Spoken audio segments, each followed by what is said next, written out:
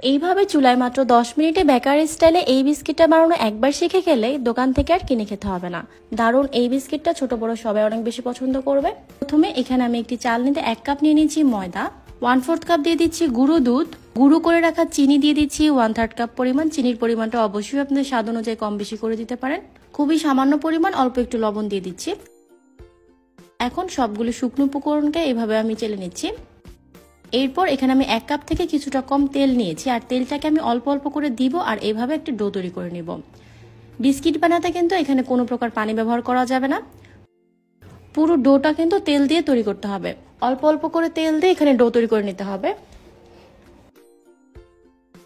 রেসিপিটা আপনারা কে কোথা থেকে দেখছেন কমেন্ট করে কিন্তু আমাকে অবশ্যই জানাবেন।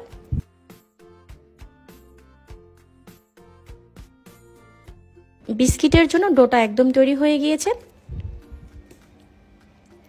আর এটা ঠিক এরকম হবে। এখন 5 মিনিটের জন্য এটাকে আমি রেস্ট করতে রেখে দেব। এতে করে প্লেট থেকে খুব সহজেই বিস্কিটগুলো তুলে আসবে।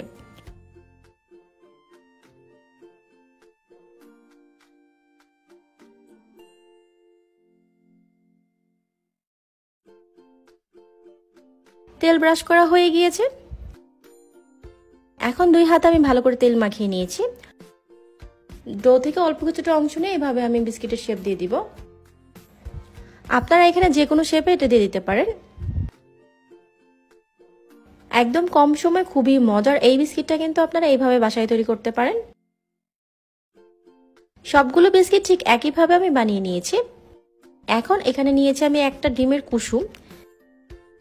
ডিমের কুসুমের সাথে খুব সামান্য পরিমাণ চিনি দিয়ে দিলাম। এখন চিনির সাথে ডিমের কুসুমটাকে মিশিয়ে নিচ্ছি ভালো করে। ডিমের কুসুমটাকে বিস্কিটের উপর ঠিক এইভাবে আমি ব্রাশ করে দিব।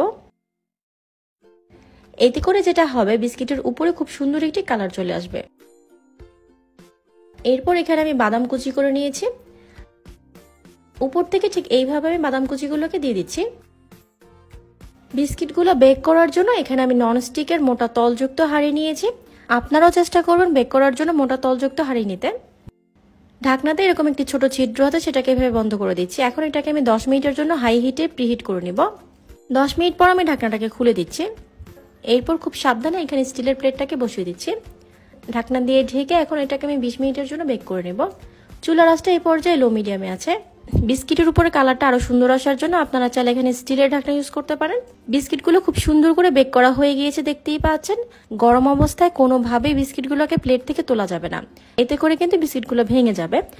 এটা যখন পুরোপুরি ঠান্ডা হয়ে যাবে, ঠান্ডা হয়ে গেলে বিস্কিটগুলো একদম শক্ত হয়ে যাবে। এখন একটি ছুরির সাহায্যে আলতো করে এটাকে আমি তুলে নিচ্ছি।